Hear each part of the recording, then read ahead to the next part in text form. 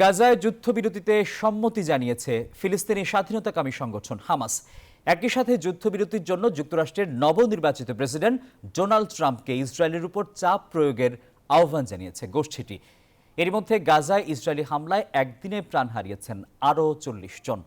এদিকে সিরিয়ার রাজধানী দামেস্কে ইসরায়েলের হামলায় ফিলিস্তিনের সশস্ত্র সংগঠন ইসলামী জিহাদের ২ নেতা নিহত হয়েছেন। অন্যদিকে নেতানিয়াহুর বাড়িতে ফের বোমা হামলা চালানো হয়েছে। কোনো উদ্দেশ্য ছাড়াই দিক বিদিক ছুটছে আতঙ্কিত বাসিন্দারা।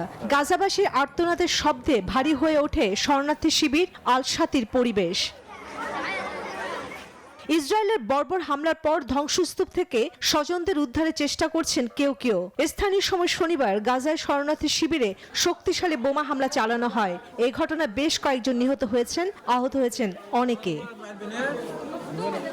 গাজায় চলমান মানবিক সংকট নিয়ে জাতিসংঘের কয়েকটি সদস্য দেশ গভীর উদ্বেগ জানিয়েছে। ৮ নভেম্বর গাজা স্ট্রিপের দুর্ভিক্ষ পর্যালোচনা কমিটি বলছে গাজায় দুর্ভিক্ষ আসন্ন। সিরিয়ার রাজধানী দামেস্কে ইসরায়েলের হামলায় ফিলিস্তিনি সশস্ত্র সংগঠনের ইসলামিক জিহাদের ২ নেতা নিহত হয়েছেন। গেল বৃহস্পতিবার দামেস্কের কুদস এলাকায় এই হামলা চালানো হয়।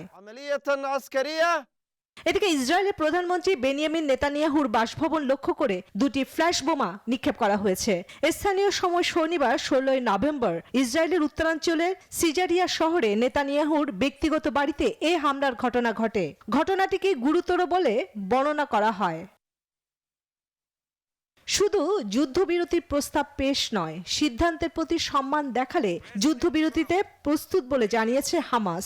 গাজায় যুদ্ধবিরতিতে ইসরায়েলের প্রতি চাপ সৃষ্টিতে নবনির্বাচিত প্রেসিডেন্ট ডোনাল্ড ট্রাম্পের প্রতি এই আহ্বান জানিয়েছে হামাস নেতা। চন্দ্রানী চন্দ্রা, নিউজ 24।